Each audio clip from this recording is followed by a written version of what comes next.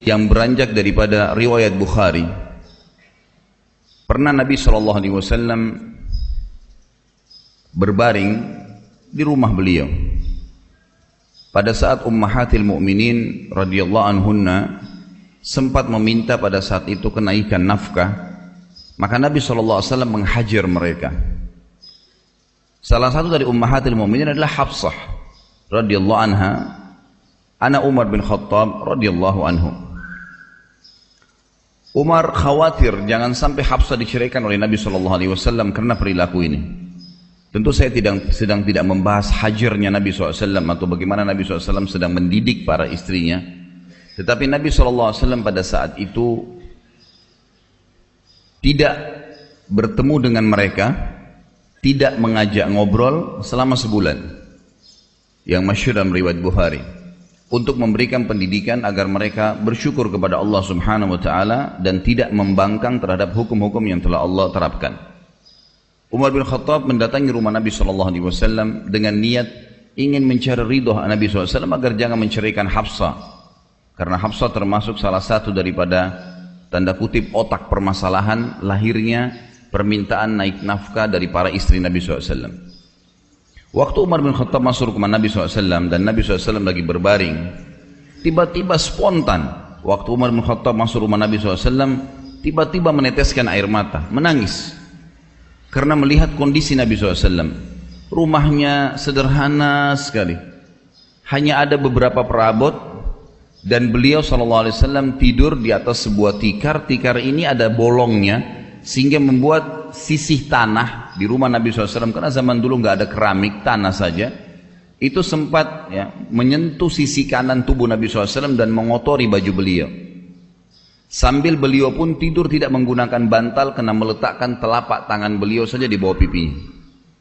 Umar bin Khattab waktu melihat kejadian tersebut tiba-tiba menangis, dan beliau sambil menangis terseduh-seduh mengucapkan salam kepada Nabi SAW. Nabi SAW menjawabnya.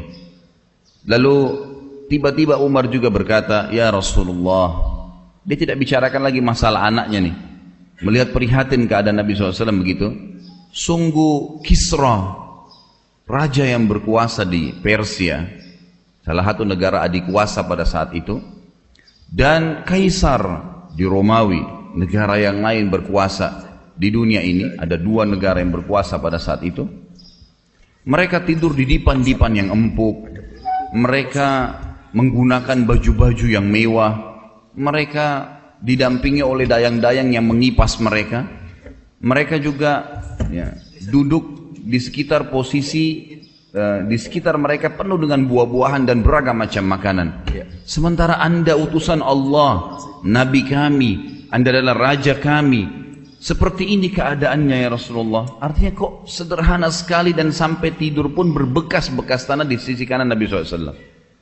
Perhatikan apa yang Nabi SAW jawab, teman-teman sekalian, dan ini yang menjadi pemicu awal kenapa kita bahas masalah kalimat yang saya bilang rahasia nanti. Nabi SAW duduk darinya baring, lalu berkata, "Wahai ibnu Khattab," wahai anaknya Khattab, maksudnya Umar, "apakah kau masih ragu dengan apa yang telah selama ini aku sampaikan?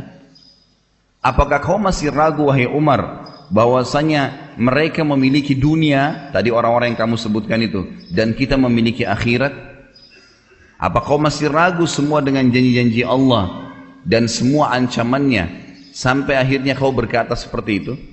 Ketahuilah wahai ibnu Khattab, Islam ini akan sampai ke seluruh pelosok muka bumi ini, baik dengan kemuliaan atau dengan kehinaan." Maksudnya akan masuk Islam orang yang mulia, dan yang menolak pun akan dengan terhina masuk ke dalam Islam. Akan masuk akhir zaman nanti seperti itu.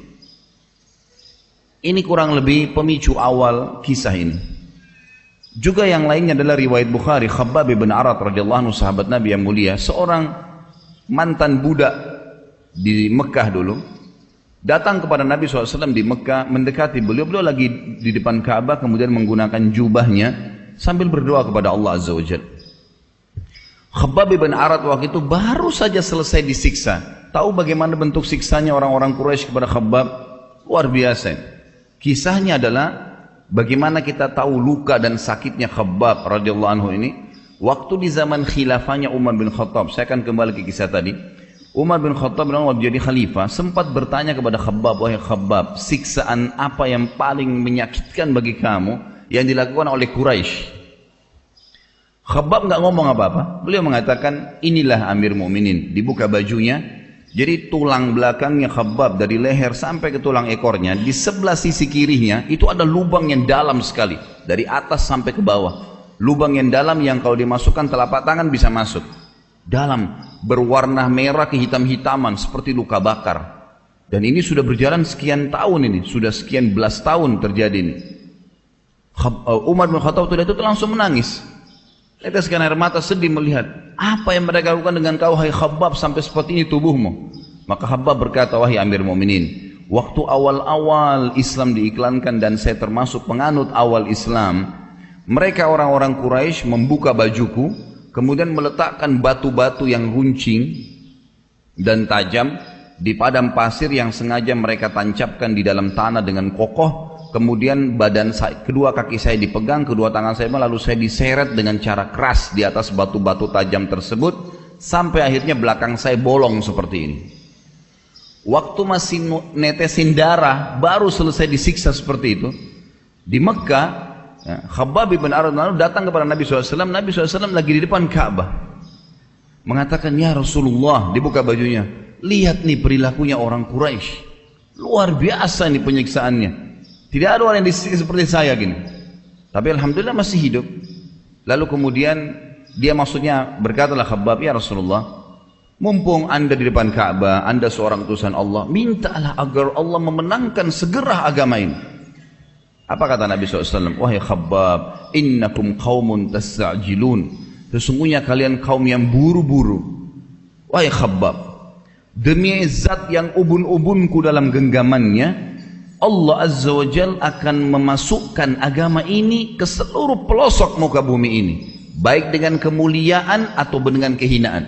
Pasti orang akan masuk menerima agama ini karena kepintarannya, kecerdasannya, atau dia akan masuk Islam dengan terpaksa pun nanti di akhir zaman.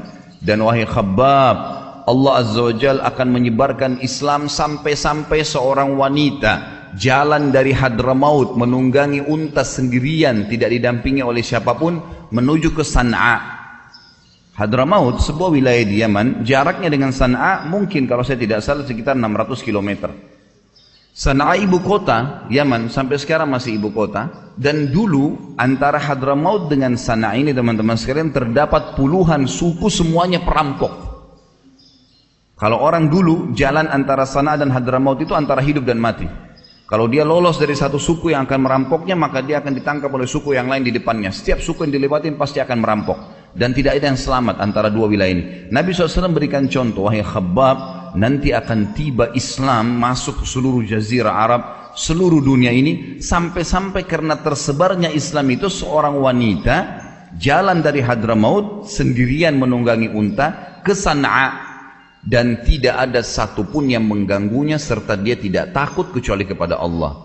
Kata Khabbab, demi Allah saya menyaksikan sendiri. Ya, karena Khabbab hidup sampai di zaman Nabi Umar bin Khattab, zaman Khulafaur Rasyidin. Maka kata Khabbab, demi Allah saya menyaksikan apa yang Nabi SAW ucapkan itu.